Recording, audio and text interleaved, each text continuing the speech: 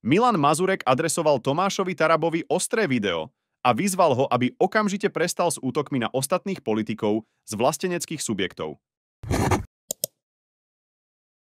Tomáš Taraba.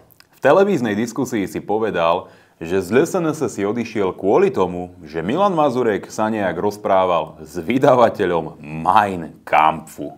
Ja s Kufovcami som odišiel z LSNS po tom, čo si Mazurek zavolal do vysielania vydavateľa Mein Kampf. Vieš, ja naozaj nechápem, čo ťa práve teraz vedie k takýmto detinským útokom. Je dávno po voľbách, už vôbec nikomu nezáleží na nejakých hlasoch a môžem ti pripomenúť, že ja som na teba ani na tvojich kolegov počas volebnej kampane vôbec nejako neútočil. A mohol som hovoriť, ako si niekoľkokrát zachránil Matovičovú vládu. Mohol som pripomínať, ako tvoj kolega Štefan Kufa odmietol hlasovať za odvolanie najhoršieho ministra Matoviča s odôvodnením, že je to jeho priateľ. Ale ľudia neboli zvedaví a nechceli vidieť škriepky a hádky v rámci vlastenecky sa profilujúcich politických strán. Ale ty teraz v hlavnom vysielacom čase začneš hovoriť takéto nezmysly. Vieš, nikdy v živote som sa s žiadnym vydavateľom Mein Kampfu nerozprával. Ja totiž ani neviem, kto tú knihu vydal a vôbec s takýmto človekom nie som v kontakte. Mrzí ma, že zneužívaš svoju mediálnu pozíciu na to, aby si takým spôsobom dehonestoval moje meno absolútnymi klamstvami.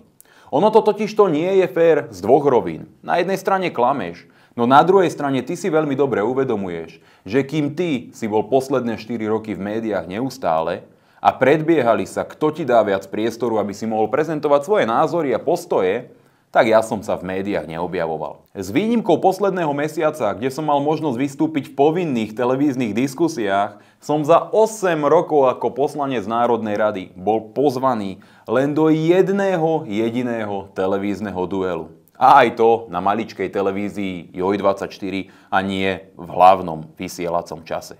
Ty si v médiách neustále a máš tak možnosť vplývať na 100 000, prípadne milióny divákov. A preto ma mrzí, keď v televíziách takto škaredo očierňuješ moje meno a navyše vieš veľmi dobre, že ja nemám možnosť sa brániť ako ty. Ja nemám možnosť prísť do STV a v hlavnom vysielacom čase povedať, že klameš a ukázať ľuďom pravdu. Naopak.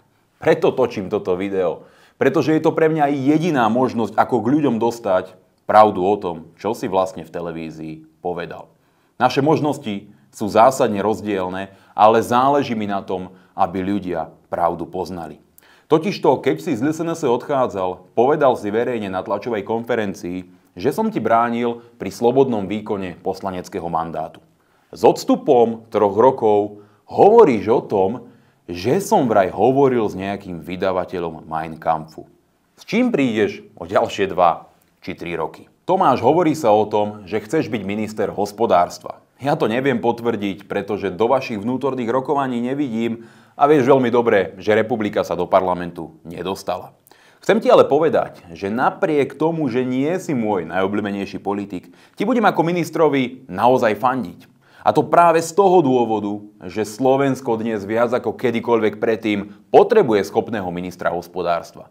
Budeme zrejme čeliť vysokému nárastu cien energií. Ľudia budú potrebovať vidieť človeka, ktorý podporí nárast ekonomiky a uchráni ich pracovné miesta.